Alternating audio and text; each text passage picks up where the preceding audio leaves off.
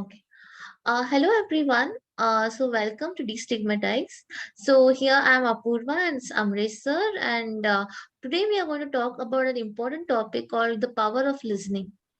Many a times in my life, I have encountered people who have listened to me, and that was very helpful. Be it my family, friends, my teachers, everyone, they have given that unconditional support, and that has helped me more than when people have tried to advise me. So, so that is what I want to talk about today: the power of listening. So, Amresh sir, what do you feel about this topic? Thank you, Apurva, for bringing up such a beautiful topic. And not only is the topic beautiful, but very important to talk about. Yes, listening is something which has a powerful healing capability, especially when it comes to people suffering from mental health concerns, whether it is depression, anxiety, or just day to day stress. So, when we have somebody who is willing to listen to us without any conditions, without any expectations, like you said very rightly, unconditionally being there for us, plays such a huge role. Because usually, when we find people, either they are not even listening, they are hearing, and from one ear the sound goes in, from the other it just exits, or else they are listening to respond or give advice. I think very few people can do that unconditional listening. So I'm looking forward to this conversation. So as we are like, yes, especially in places like communities, listening becomes very important. And also another thing which I want to bring about is being vulnerable and also accepting yourself and telling others what you want to talk, what you want to share with them. When we speak about listening, people need to provide that safe space for you to speak out, to be vulnerable, and to be to talk about topics which they would accept. You should feel that they should accept you.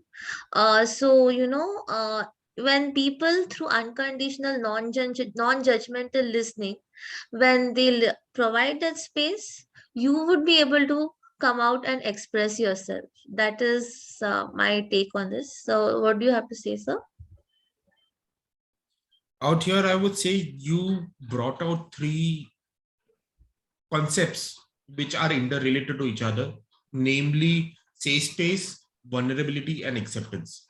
Right. So these three are linked to each other. So I would address one at a time, starting Sure. with vulnerability. So when it comes to being vulnerable, usually we have a lot of fear and apprehension. Like, Right. what would people say? Are they going to judge me? Is my vulnerability going to be taken advantage of, so on and so forth? The thoughts keep on running, which makes people apprehensive of being vulnerable, Right. especially when it comes to people experiencing mental health concerns. It becomes all the more difficult to become vulnerable, considering the various taboo and stigma associated with it. Yes. But out here, it is important to understand that when a person is vulnerable, it has been proven scientifically through various social psychology studies that people are more able to trust people who are vulnerable. So out here, I am sure you would agree that when we are talking to somebody who we feel that they are hiding something or are not being truthful enough, we don't like talking to them, or we find it uncomfortable at certain extent. So this is where being vulnerable becomes extremely important. Out here, the second concept that you have mentioned regarding acceptance comes into play, because usually we do not accept ourselves in totality. We are afraid and ashamed of our flaws. We are afraid and ashamed of our limitations. And because we are not able to accept ourselves, we assume that the people around us will not be able to accept us as well. That is the image that we project to them. It is our own insecurities and not necessarily the reality outside us. So hence, acceptance becomes extremely important. I noticed that you wanted to say something, but I would uh, talk about the third component and then come back to you, Apurva, and that is the safe space. It is so very important to have a safe space of the knowing that there is somebody who is not going to judge us, somebody who is not going to ridicule us, somebody who is going to listen unconditionally. That safe space is extremely important in our lives. And out here again, because like I said, these three are interrelated. When we accept ourselves, we create a safe space within ourselves. Because if we don't have a safe space within ourselves, we find it difficult to identify safe spaces ourselves because we do not trust people. So hence these three are related. And yes, you wanted to say something out.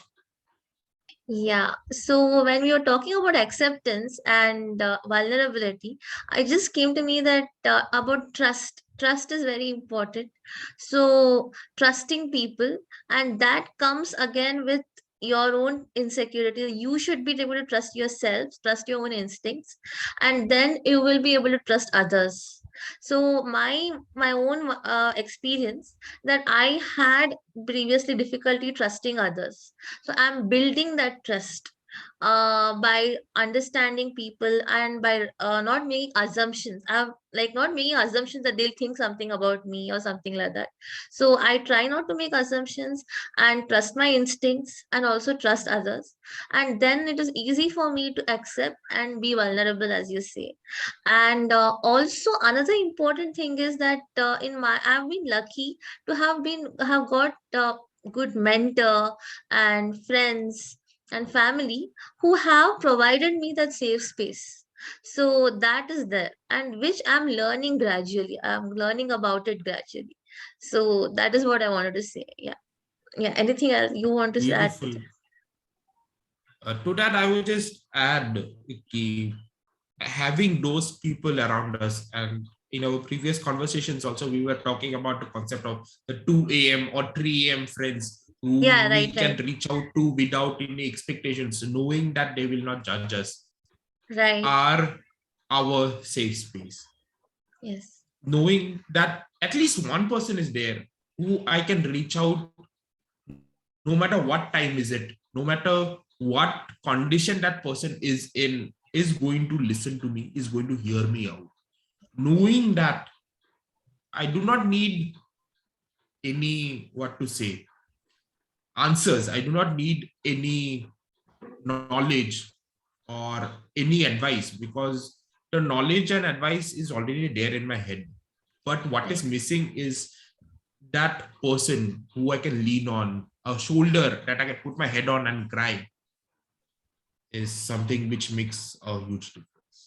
But here, just being a devil's advocate here, just one thing that when we trust others unconditionally, we need to have multiple people like this. At least, not at least multiple, at least one or two, so that when one person you're not when you want to reach out, supposing they are not accessible, supposing they are busy, so and you need to have some boundaries with everyone, because boundaries to some extent are important, because it otherwise it kind of becomes that that person might get exhausted. So that is also there. So which I'm learning myself is that breaking making safe boundaries, and Mm. no with flexible boundaries as well, like that. So you should be able to understand those things. That is very important. 100% agreed. It is totally unfair to expect everything from one single person. Right, right, right. Like you rightly said, they have their own lives. Out here, because I'm a huge movie buff, from a movie, I would give example that is Dear Zindagi. Right, right. So in Dear Zindagi, Shah Rukh Khan's character was giving an advice to Alia Bhatt's character that usually we have expectations from one single person that there would be a friend, a philosopher, guide, mentor, etc., etc., etc. But how can they play that one single role? Even Right. though in that movie, Shah Rukh Khan's character was talking more from a romantic perspective, but I believe that applies in every form of relationship. Every domain, yes, that is. And out here, I would say that when we talk about having more than one person, that list should include ourselves as well. We should Yes, be our that's own safe perfectly true. space too. Yes, that's that. We are constantly looking for safe spaces outside my friend, my family, my colleagues, my mentor, my therapist. But what about me? Yeah, Am I my own safe space? true. That's true. So yeah, that's a very good thing that you said. We are should be our safe space ourselves. And when we do that, it is very easy for us to come out and express to others. Another important thing is that I have like encountered situations like peer support groups. It does really help. Why? Because when you affirm your thoughts in a group setting, or as opposed to individual setting, it both are important. I'm not discounting anything, Hmm. but when you talk to others, when you express in front of a group and when you express, so that helps a lot, because you will be able to state yourself, and you will feel validated. That is a very important thing. You will feel validated in a group, so that is something. uh and apart from this, so this is the reason communities are important. The power of the collective is also important. That is circling back to what I was saying, that we need to have multiple people on whom we could rely on. There's something called as I have heard about this concept called as you are having the people have a circle, like inner circle, Hmm. outer circle. And this concept of inner circle True. is very important. We need, and these circles keep changing, that is also there.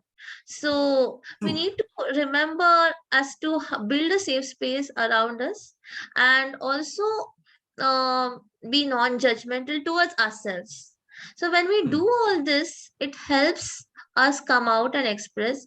And as I have spoken out in a previous video about myself, about my diagnosis, it was because I was able to accept my vulnerability. So I would, as destigmatize, welcome people to share their stories, and express themselves, so that we could, break the stigma around mental health. So that is very important, is what I feel. So anything you would like to add, sir, about this? Definitely, completely agree that people sharing about their stories, their own experiences play a huge role when it comes to the process of destigmatization. When people Right, are aware of what is going on, is something that cannot be overstated. And secondly, right, I'm a person who loves listening to stories, so looking forward to hearing narratives of people. right. Okay, all of you, thank you, sir, for this talk, and so thank you all for listening to us. So we'll come back with you, to you, with more stories of the community. Thank you. Thank you so much.